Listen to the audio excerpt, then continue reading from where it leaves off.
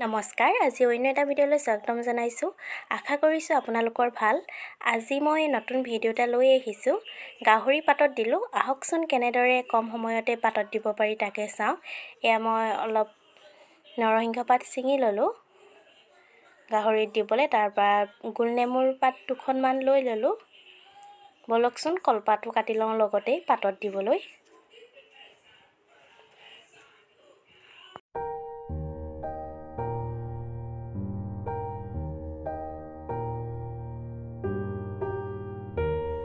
এয়া মোৰ কলপাত কাটি হৈ গ'ল।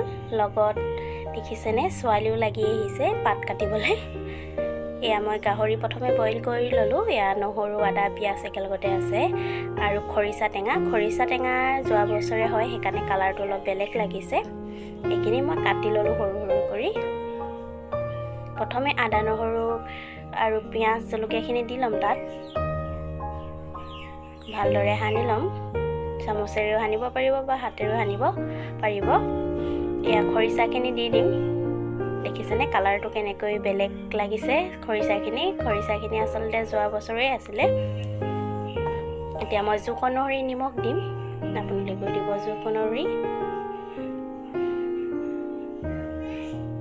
জোখ অনুসৰি হালধি অকণমান। এতিয়া মই ছিঙি থোৱা নৰসিংহ পাতখিনি দি দিম তাতে, আৰু গোলনেমু পাত ছিঙি আনিছিলোঁ যে তাকো দিম। গোলনেমুৰ পাতকেইখিলা দিলে আচলতে গোন্ধটো ভাল আহে, বিৰাট ধুনীয়া আহে গোন্ধটো। টেঙা নহ'লেও তাৰ পাত দুখিলামান দি দিলে হ'ল। এয়া ৰেড চিলি পাউডাৰ অকণমান দিছোঁ। ধনিয়া নাছিলে কাৰণে মই ধনিয়া পাউডাৰ অকণমান দিলোঁ। আৰু এয়া বিলাহী এটা কাটি থৈছিলোঁ, বিলাহীটো দি দিলোঁ। এতিয়া মই ভালদৰে মিক্স কৰি ল'ম। চামুচে মিক্স কৰাতকৈ হাতে মিক্স কৰিলে খাবলৈ বেছি ভাল হয় আৰু মছলাটো ভালদৰে গাত সোমাই যায়। এয়া দেখিছেনে, দেখিবলৈ ইমান ভাল লাগিছে। দেখিবলৈ যেনেকৈ ধুনীয়া হৈছে, খাবলৈও বিৰাট টেষ্টি হয় এনেদৰে। এয়া দেখিছেনে ইমান ধুনীয়া লাগিছে। সকলোতে জানে কেনেকৈ পাতত দিয়ে, কিন্তু মইনো কেনেদৰে গেছত সোনকালে হোৱাকৈ পাতত দিওঁ তাকে দেখাওঁ বুলি ভাবিলোঁ। এয়া দেখিছেনে।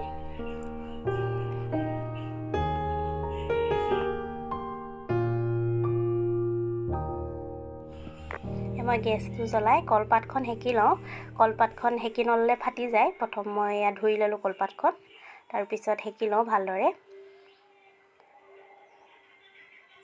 সেকি ল'লে ফাট খাই নাযায় আচলতে কলপাতখন। এয়া দেখিছেনে লেৰেলি গ'ল। মই এতিয়া ইয়াতে এতিয়া মাংসৰখিনি দি দিম।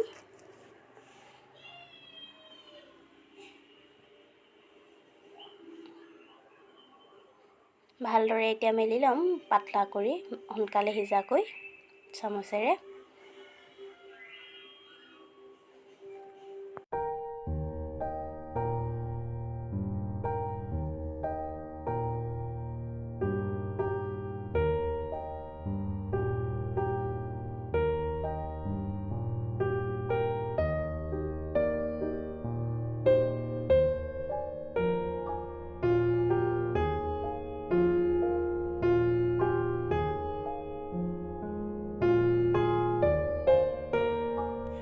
মোৰ টোপোলা বান্ধি হৈ গ'ল দেখিছেনে ইমান ধুনীয়াকৈ।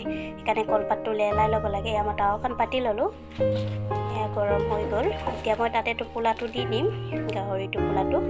এতিয়া তাৰ ওপৰত ঢাকন এখন দি দিব, আৰু হেঁচ খাই থকাকৈ আপোনাৰ ওচৰত শিলগুটি বা যি গধুৰ বস্তু আছে তাৰ ওপৰত দি দিব পাৰিব। মোৰ ওচৰত লোহাৰ খুন্দনাটো আছিলে, তাকেই দিলোঁ। এয়া মোৰ 10 মিনিট সময় হৈ গ'ল। এয়া দেখিছেনে এটা উল্টি ইমান ধুনীয়াকৈ জ্বলি যোৱাৰ নিচিনা ৰঙচুৱা হৈ গৈছে। চাওকচোন, এটা ছাইড সিজিলেই 10 মিনিটমান সময় যিহেতু দিলোঁ, মই গেছটো সৰুকৈ থৈছিলোঁ। আকৌ ইটো উল্টিত দি ঢাকনটো দি থ'ম 10 মিনিটমান। ডাঙৰকৈ থ'লে আপোনাৰ সোনকালেই সিজে মাংসটো, কিন্তু ওপৰটোহে সিজিব, ভিতৰখন ভালদৰে নিসিজে কাৰণে মই গেছটো সৰুকৈ দিছোঁ। এয়া মোৰ দুইটা ছাইড ভালদৰে সিজি গ'ল। চাওকচোন ইমান ধুনীয়াকৈ জুইত পুৰাৰ নিচিনা হৈ গ'ল। এনেদৰে গেছতে সোনকালে দিব পৰা হয়। এয়া দেখিছেনে জুই নজ্বলালেও গেছতে কেনেদৰে দিব পৰা হয়, আৰু সোৱাদটো একেই লাগে জুইতে দিয়াৰ নিচিনা। এয়া মই আৰু অকণমান সময় থৈ দিলোঁ। এয়া দেখিছেনে ইমান ধুনীয়াকৈ ওপৰটো পাতত দিয়া নিচিনা জ্বলি গ'ল। এয়া চাওকচোন মাংসটো ইমান ধুনীয়াকৈ সিজিলে, আৰু মই তেল দিয়াও নাছিলোঁ, কিন্তু মাংসৰ তেলটো ওলাই গ'ল কাৰণে ইমান ধুনীয়া লাগিছে। দেখিবলৈ যিমান ধুনীয়া হয় এনেদৰে খাবলৈও বিৰাট টেষ্টি হয় এনেদৰে। চাওকচোন ইমান ধুনীয়া হৈছে। এয়া মোৰ হৈ গ'ল আজি গাহৰি পাতত দিয়া। আপোনালোকে মোৰ ভিডিঅ'বোৰ যদি চাই ভাল পাইছে মোৰ চেনেলটো ছাবস্ক্ৰাইব কৰি দিব আৰু লাইক এটা কৰিব। এনেদৰে খাইছে নাই এবাৰ কমেণ্ট কৰি জনাব।